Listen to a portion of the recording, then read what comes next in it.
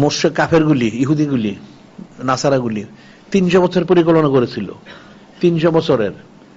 এরা 1145 হিজরিতে এরা চুক্তি করলো সমস্ত ইহুদি নাসারারা যে 300 বছরের মধ্যে জমিন থেকে সমস্ত মুসলমানদেরকে মিটাই দিতে হবে। নাউজুবিল্লাহ। 1100 থেকে 1445 শেষ হয়ে গেছে, পারে নাই তারা।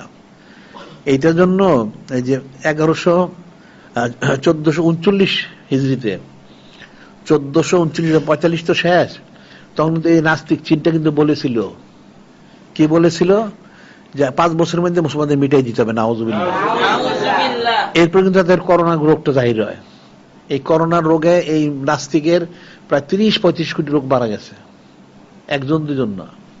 এগুলি সবগুলি তারা আগুন দিয়ে জ্বালায় মাটি চাপা দিছে।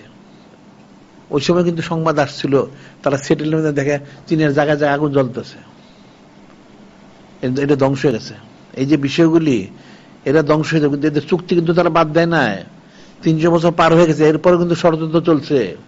এরা কিন্তু ষড়যন্ত্র বন্ধ রাখবে না, এরা করতেই থাকবে। এগুলো হলো কাফের মুনাফেক সবই। কাজে মুসলমানদের সতর্ক থাকতে হবে।